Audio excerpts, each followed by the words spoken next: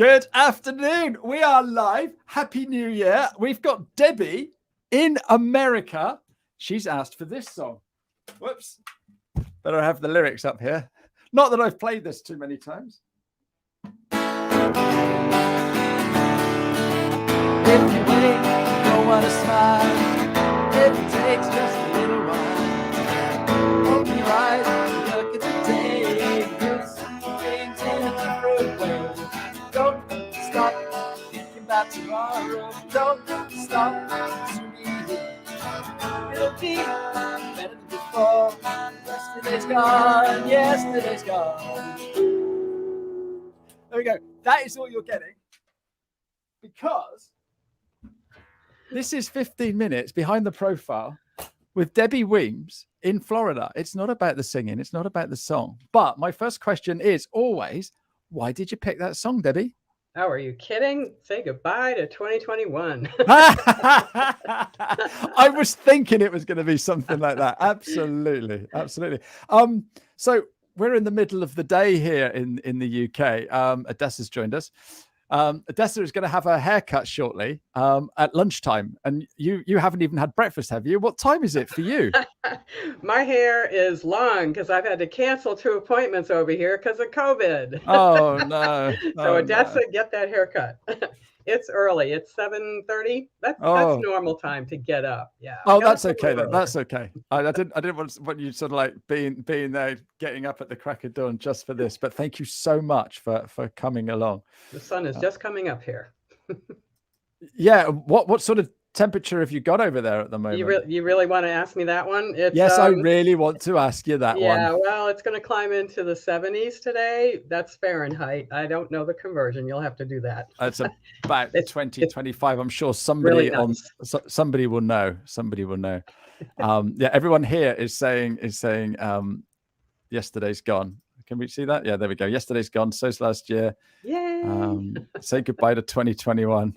And Odessa's always having a haircut these days. So Odessa had the world's longest hair, and she gave it all to charity, or most of it to charity. Oh, so good for her. Now she's got the thing is, it's getting a bit long. I need to sort it all out. Anyway, so where are we now? So first question: how long have you been on LinkedIn, Debbie? Almost exactly 14 years. Wow! What do they do? They build it around you. No, actually, LinkedIn's going to be 19 in May. They've been around 19 years. Yeah, that's incredible. And there's some people that you train on LinkedIn as well. There's some people I speak to. It's sort of like, oh, it's new, isn't it? Hello. Wake up. Yeah, I know. That is incredible. 14 years. So what got you into it, and why are you now a trainer? Okay, I'll give you the short version because I know this is a quick 15 minutes. I had a 23-year career in nonprofits, marketing, media, PR, and fundraising. Lost my job to, let me just say, a jealous boss. And I was a very successful fundraiser. And anyway, I can laugh about it now, but I discovered LinkedIn as an unemployed executive ready to be an executive director of a nonprofit. And it was the crash of 2008, and not a good time to be looking for a job. So that's how I heard about LinkedIn. I jumped on as a job seeker, and I had all kinds of time. So I was just immersed in learning all about the site. I love the idea of networking online because I've been a networker since I was about 12. And it got started from there. I was having trouble getting interviews, because I was in my 50s and wanted a lot more money than most of the people that were half my age going after those jobs. And anyway, it became just a passion to show other older workers how to use LinkedIn for job seeking. And then it grew from there.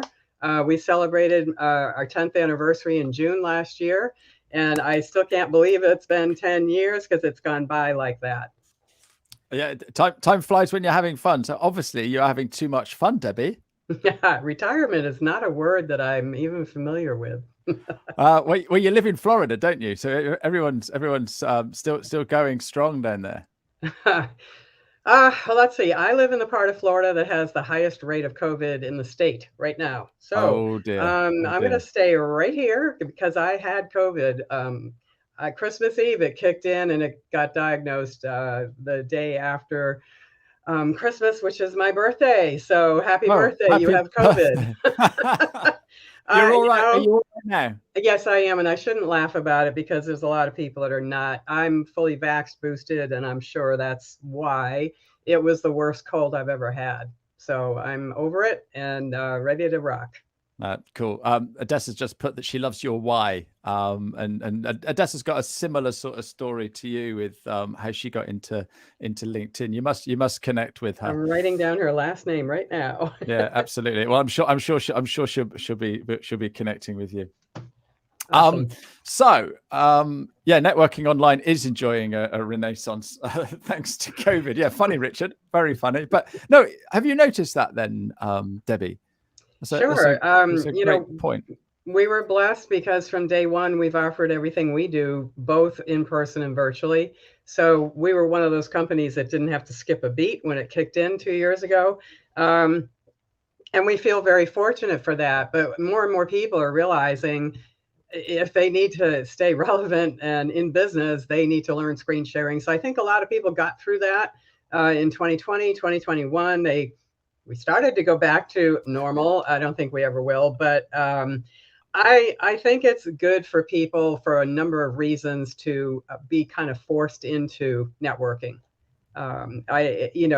Every business needs networking. I don't care what it is. You need to be able to network either in person or some other method. So that's the silver lining, I think, if there is one to all this COVID stuff. Yeah, I think if we look for it, we can find silver linings. Mikkel is loving you today, Debbie. So it was well worth getting out of bed. So thank you for that, Michael. Oh, how nice. Where are we? I've got a load of questions here. Jonathan's just put one up. Oh, I love this one, Jonathan. Oh, can you read that? Is there a LinkedIn connection that you've accepted and regretted? Present company accepted, please. I'll tell you what, since this is just a conversation between you and I, Ashley, I will confess. No, that's when you learn how to drop a connection because they're not notified. It just goes away. They stop seeing your feed. Sure, and one of the things we teach people is how to vet people that invite you that you don't know, which happens every day. This is a big, giant global network. And I invite people that I don't know to connect all the time because there's always a reason. And that's the key. You have to have a good reason. And for us to extend an invitation or accept one, there's got to be some kind of synergy. For anyone listening today, that's the synergy. You're on Ashley's show, and that's good enough for me. If you took the time to listen in, I will definitely connect with you. But we do look over the profiles and make sure that there's a good commonality in there somewhere in that profile, because we take it the next step later and you learn to leverage your network and you use people you're connected to get introduced to your target markets. That is the crux of LinkedIn as far as we're concerned. And you can't rely on those invitations to be extended if there's nothing in common with that person you connected with. Yeah, and absolutely. you got to build that relationship. No, fantastic. We've got loads of questions coming in. I will come to them in just a sec. I just want to go through here. So how often do you post content then, Debbie? I'd say daily, but I also have over 12,000 people in my network in my first level connections. If I was just starting, I would not be posting every day. That would be annoying to the few people you've started to connect with. So I think part of that's based on the size of your network, but more importantly and most importantly is your content. It's inform and educate. Those are my two favorite words. As long as you're doing that, you'll be fine. No, I love that one. I love that one. Do you have a best time to post?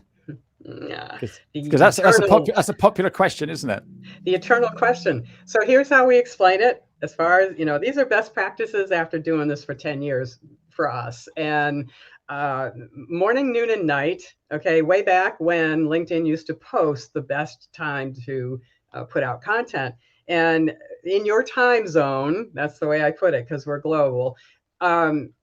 8 to 9 in the morning, 11 to 1 across the lunch hour. And then, believe it or not, 8 to 10 at night is one of my favorite times.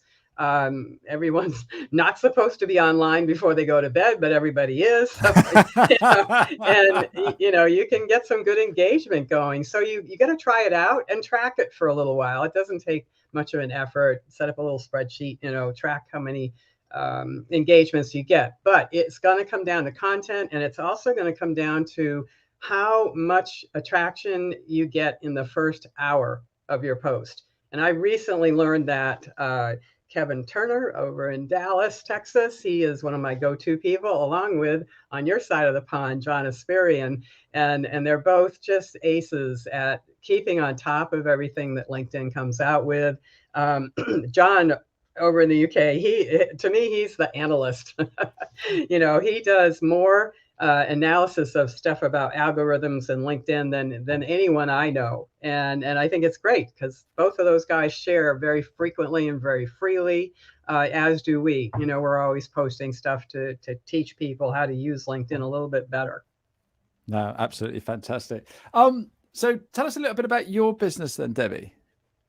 Well, like I said, I started showing gray-haired people how to get interviews using LinkedIn. And all of a sudden it just dawned on me, hey, I think I can make a business out of this. And honest to God, that's how it got launched. And I was very stubborn in the beginning because I was terrified to say I was a business owner. That was totally foreign to me. I have no regrets, ups and downs over 10, 12 years of doing this. It's been just a wonderful, wonderful growth experience. We teach people at any level how to use LinkedIn better, more effectively for branding and marketing. That is what it's all about. It's a great tool once you know what to do with it, because it can be very intimidating. Yeah, that's the thing. A lot of people say that they're scared by it or intimidated by it, and goodness knows what else. Let's get some questions up because we've got a load here. Odessa wants to know, what is your favorite feature and what would you like them to add to the platform? That's easy. My favorite feature is featured. On your profile, you can now feature some of your best content, and it stays out there very prominently. It's a larger image. And I try to rotate my stuff frequently. I got to get all that Santa hat stuff off of there in the next few days and get into, the new year. But there was just an overload of, are you setting goals? Yesterday was, I'm glad, like the song says, yesterday's gone. I didn't get into that. I'm going to do a short video this week outside if the weather cooperates, because I have a great patio garden out there. But I think the featured section is one of the better things they've done. They've introduced a couple of new things. There's a little bell now that you can ring if you want to see a certain person's content, like all of it in your feed. You got to be careful of that.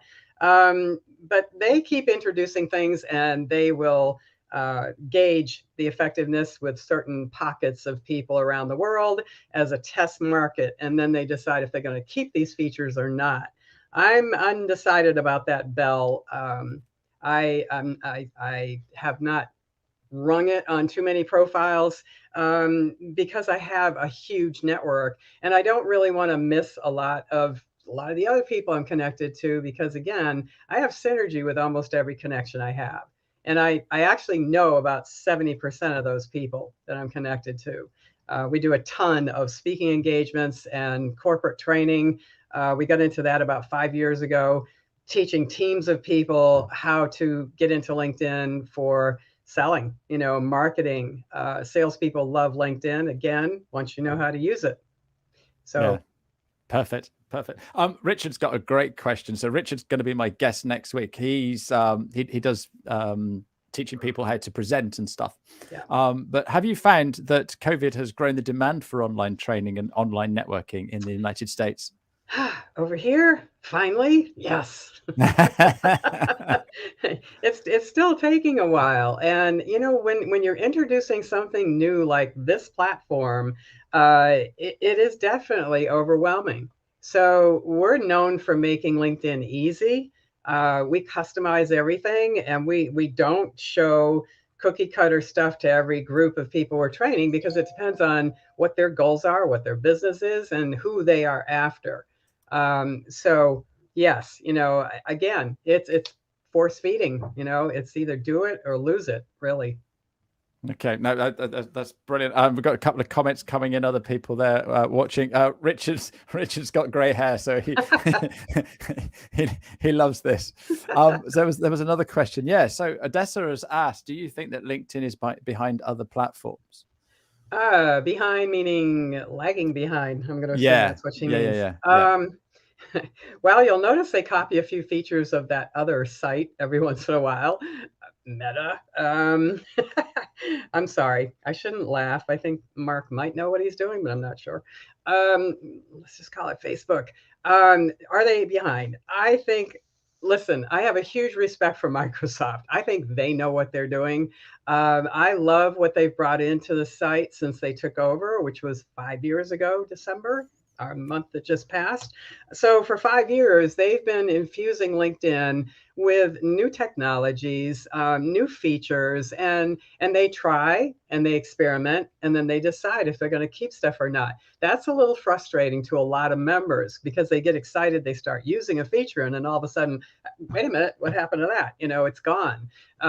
So you have to be patient with the process, but overall, I think they're doing fine. And if you keep up with the LinkedIn blog, you will get a head start on a lot of other members as to what's coming. So I'm happy. Obviously, I make a living from it, but I don't think it's going away. They are still adding more than 2 new members per second around the world. Think about that. Say that again. Say that again so everybody's listening. LinkedIn is still adding more than 2 new members per second around the world. That's crazy. That keeps us busy, and there's plenty of opportunity for everyone out there. Yeah, absolutely. I think that's something we've got to remember. How do you measure ROI in LinkedIn, Debbie? I'm on LinkedIn to get business. I don't know about anybody else, but if you're working away at a certain marketing tool and your end result isn't revenue, then you need to try something else, or try harder. And ROI can be measured in a lot of ways. We take stats at the beginning of every session, whether it's an individual or a group.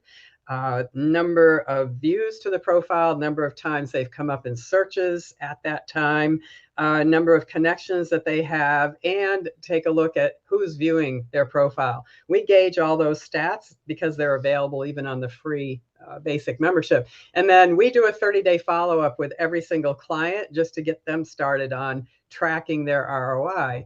And engagement, how are you doing with engaging with your target audience? It's one thing to find the people you want to do business with. It's another whole ball game to get in the habit of developing that relationship.